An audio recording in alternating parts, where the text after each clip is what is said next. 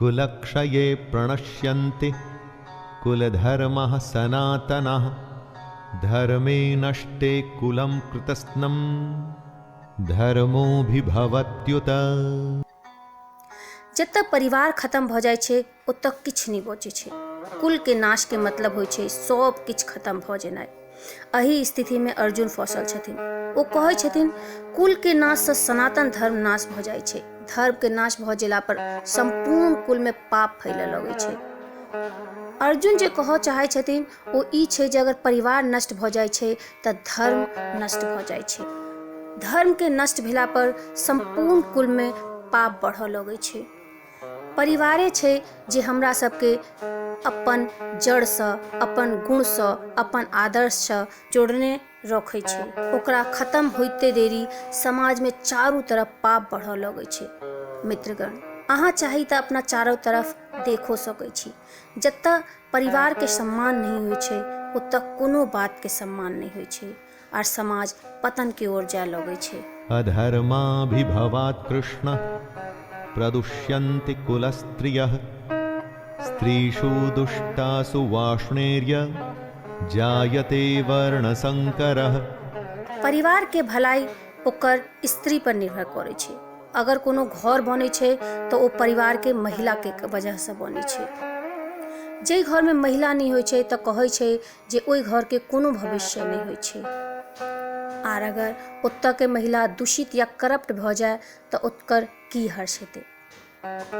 अर्जुन कहै छथिन जे हे कृष्ण, पाप के अधिक बढ़ जेला से कुल के स्त्री अत्यंत दूषित भ जाय छै आ स्त्री के दूषित भ जेला पर वर्ण संकर उत्पन्न होय छै। संकरो नरकायैव कुलघ्नानां कुलस्य च पतन्ति पितरो ह्येषां लुप्तपिण्डोदकक्रियाः। वर्ण संकर के इतना मतलब छै जे जत्ता वर्ण या समाज के मर्यादा के सम्मान नहीं देल जाए। गलत तरीका से और गलत वर्ण के मेल से जखन संतान उत्पन्न होय छै त सब किछ खत्म क दै छै। तही दुआरे समाज बहुत सोच समझ क नियम बनेलकै है। मित्रगण, और इतने हजारों वर्ष के सोच और ओकर नियम के बिना सोचने समझने नहीं तोड़बाक चाहिए। अर्जुन यही बात के वर्णन कर रहल छथिन जे हे कृष्ण कि वर्ण संकर कुल घातियों और कुल के नरक में लो जाय के लिए होय छै। लिप्त भेल पिंड और जल क्रिया वाला अर्थात श्राद्ध आ तर्पण से वंचित एकर सबके पितर अधोगति के प्राप्त होय छै।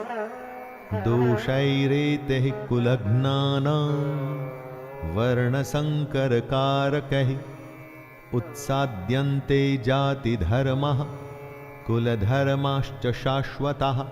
अर्जुन कहै छथिन जे एहि वर्ण संकर के दोषों के कारण सनातन धर्म और जाति धर्म नष्ट भ जाय छै।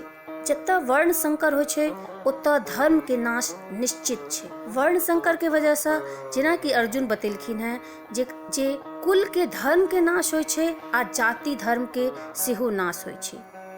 जखन कियो अपन धर्म के पालन नहीं करे छै, अपन कर्तव्य के निर्वाह नहीं करते तो आर मनमानी क क समाज के नियम नहीं मानते तहन समाज केना रहते।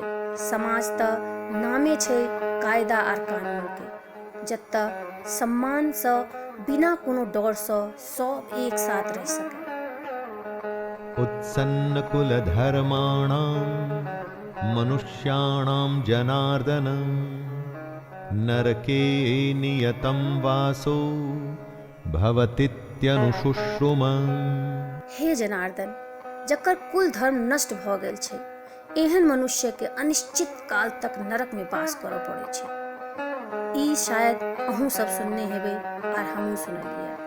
महाभारत के समय में कुल के मान्यता एते छलै जे अगर ककरो कुल के नाश भ जाय छलै त मानल जाय छलै जे आबी हमेशा के लेल नरक में रहते। तै दुआरे कुल के रक्षा केनाइ, ओकर सम्मान के बचेनाइ, ओकर नाम करनाइ बहुत बड़का बात मानल जाय छलै। अर्जुने नहीं, ई सब हमहूँ सुनत एलियै। जे कियो धर्म के कुल के सम्मान नहीं करे छै ओ सीधे नरक में जाय छै। एकरा अहाँ एनाहू मान सकै छी जे जतऽ धर्म नहीं होइ छै ओ जगह अपने आप नरक भ जाय छै। अहाँ अपना चारू तरफ देख सकै छी, आसपास में देख सकै छी। एहन उदाहरण अहाँ के बहुत भेट जायत आइ के युग में। अहो बत महत् पापम कर्तुं व्यवस्थिता वयं यद्राज्य सुख लोभेन हन्तुं स्वजनमुद्यतः। अर्जुन आगा स्वयं के दोष दऽ रहल छथिन। हम सब बुद्धिमान भऽ कऽ पाप करऽ ला तैयार छी, जे राज्य और सुख के लोभ के कारण अपन लोग के मारऽ ला तैयार भऽ गेलियै। मित्रगण, दुर्योधन जेहन छै ओ जे निर्णय लेलकै, लेकिन अर्जुन और ओकर सेना तऽ समझदार छलै, तऽ की एना केनाइ ओकरा लेल ठीक छलै? बेवकूफ के पाप शायद माफ भऽ सकै छै, लेकिन जे बुद्धिमान छै ओकरा से बहुत किछु उम्मीद कयल जाइ छै। तऽ की समझदार भऽ कऽ युद्ध के लेल तैयार भऽ गेनाइ एहि गलती के माफी भेट सकै छै? अर्जुन के लगै छै नहीं भेटतै। यदि माम प्रतिकारं शस्त्रं शस्त्रपाणयः धार्तराष्ट्रारणे हन्युस् तन्मे क्षेमतरं भवेत्। आँख बंद कऽ कऽ ककरो अपना जे अहाँ के अपन हुए ओकरा बारे में सोचू, जे अहाँ के बहुत पसंद है, जकरा अहाँ अपन गोद में खिलेने छी, जकर गोद में खेलल छी। ओ चाहे अहाँ से बड़का हुए या अहाँ से छोटका हुए, कि अहाँ ओकरा मारि पेबै? ओकरा से तऽ बढ़िया लागत अहाँ जे ओकरा हाथ से अहाँ स्वयं मरि जाए।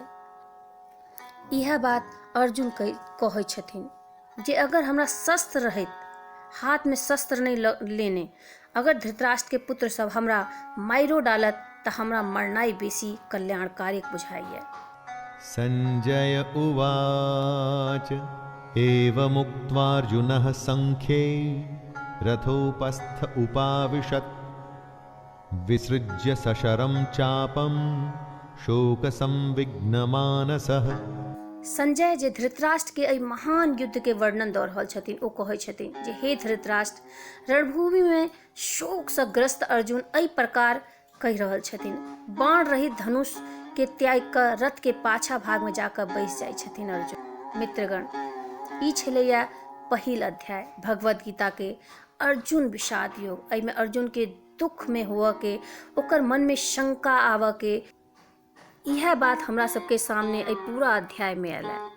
आब एहि के बाद के अध्याय में श्री कृष्ण अर्जुन के दुख के, शंका के, परेशानी के, हर प्रश्न के कई प्रकार भली भांति उत्तर देथिन, ओ हम सब जानबै आ सुनबै। तऽ मित्रगण, भगवद गीता के प्रथम अध्याय अर्जुन विषाद योग अहाँ तक पहुँचाबऽ के लेल एकटा बहुत छोट कोशिश हमरा तरफ से छलैया। हम मंजू झा मैथिल में पहिल बेर अहाँ के सामने संपूर्ण भगवद गीता लऽ कऽ प्रस्तुत भेलहुँ हैं। ई प्रथम अध्याय एते खत्म करै छी। अहाँ के सामने हम बहुत साधारण, सुंदर आ स्पष्ट शब्द में सुनाबऽ के प्रयास केलहुँ।